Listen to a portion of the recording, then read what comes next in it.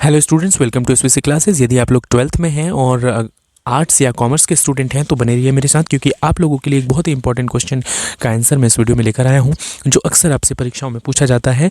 मैं बात कर रहा हूं चैप्टर 4 के एक बहुत ही इंपॉर्टेंट क्वेश्चन, और चैप्टर 4 का नाम है पूर्ण प्रतिस्पर्धा की स्थिति में फर्म का सिद्धांत। जी हाँ, चैप्टर तो आपने सुन लिया। क्वेश्चन क्या है आपको स्क्रीन पर दिख रहा होगा। पूर्ण प्रतियोगिता की विशेषताएं बताइए। विशेषताओं को लक्षण या प्रकृति के रूप में भी आपसे पूछा जा सकता है। तो पूर्ण प्रतियोगिता की प्रमुख विशेषताएं क्या है? तो मेनली आपको 5 पॉइंट्स आपको दिखाई देंगे। ये 5 पॉइंट बहुत ही ईजी होते हैं। कैसे याद रख सकते हैं आप इसे? आइए हम लोग देख लेते हैं। फर्स्ट पॉइंट है क्रेताओं और विक्रेताओं की बाजार में अधिक संख्या। आपको सिंपली ये याद रखना है कि पूर्ण प्रतियोगिता किसी बाजार में तभी हो सकती है जबकि वहाँ पर खरीदने वाले और बेचने वाले दोनों की ही संख्या अधिक हो। मान लीजिए अगर एक ही बेचने वाला व्यक्ति हो, फॉर एग्जांपल अगर आप लोग मोबाइल फ़ोन लेने गए हैं और जिस मार्केट में आप गए हैं वहाँ पर मोबाइल की एक ही दुकान है, तो जाहिर है वहाँ उसके लिए कोई कंपटीशन नहीं होगा। वो अपने मनमानी दाम पर आपको वो चीज़ें बेचेगा। वहाँ कोई कंपटीशन नहीं है, मतलब वहाँ अपूर्ण प्रतियोगिता होगी, पूर्ण प्रतियोगिता नहीं होगी। तो पूर्ण प्रतियोगिता होने के लिए सबसे ज़रूरी जो शर्त होती है, सबसे ज़रूरी जो विशेषता होती है वो ये है कि वहाँ पर क्रेताओं और विक्रेताओं की संख्या अधिक होनी चाहिए। तो ये आप आसानी से याद रख सकते हैं। यही आपको इसके डिस्क्रिप्शन में भी देखने को मिल जाएगा, इसकी डिटेल में लिखा हुआ मिल जाएगा, जहाँ लिखा हुआ है कि पूर्ण प्रतियोगिता की सबसे पहली विशेषता यह है कि बाजार में क्रेताओं और विक्रेताओं की संख्या इतनी अधिक होनी चाहिए कि कोई भी क्रेता या विक्रेता अकेले वस्तु की कीमत को प्रभावित करने की दशा में ना हो। सिंपली आप लिख सकते हैं कि पूर्ण प्रतियोगिता में क्रेताओं और विक्रेताओं की संख्या अधिक होती है। सेकंड है वस्तुओं का समरूप होना। जी हाँ, दूसरी विशेषता को समझ लीजिए। कंपटीशन तभी होगा, फुल कंपटीशन तभी होगा जब सभी की चीज़ें एक समान हो।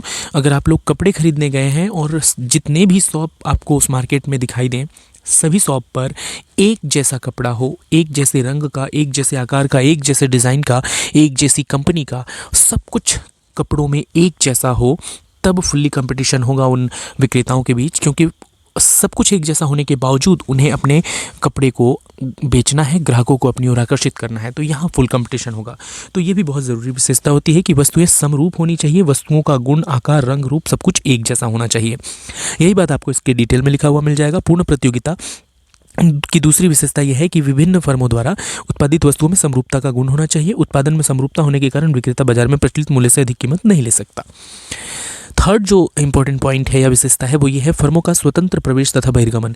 इसका मतलब क्या है कि पूर्ण प्रतियोगिता बाजार हम उसे कह सकते हैं जहां पर फर्म जो है या एक बिजनेस में एंट्री लेना एकदम आसान हो, स्वतंत्र हो। कोई भी उस बिज़नेस में एंट्री कर सकता है और कोई भी उस बिज़नेस से आसानी से बाहर जा सकता है। मतलब एक मार्केट में कोई भी दुकान खोल सकता है, कोई भी दुकान बंद कर सकता है, उस पर कोई प्रतिबंध नहीं है, तब जाकर पूर्ण प्रतियोगिता होगी। यही आपको इसके डिटेल में लिखा हुआ मिल जाएगा। फोर्थ है उत्पत्ति के साधनों में पूर्ण गतिशीलता। जी हाँ, उत्पत्ति के साधनों में पूर्ण गतिशीलता का क्या तात्पर्य है? इसका मतलब होता है कि उत्पत्ति के जो साधन होते हैं, मेनली 5 आपने पहले पढ़ रखा होगा, भूमि, भवन, श्रम, पूंजी और साहस, ये उत्पत्ति के साधन होते हैं। तो पूर्ण प्रतियोगिता में उत्पत्ति के साधनों में पूर्ण गतिशीलता होती है, ऐसा माना जाता है।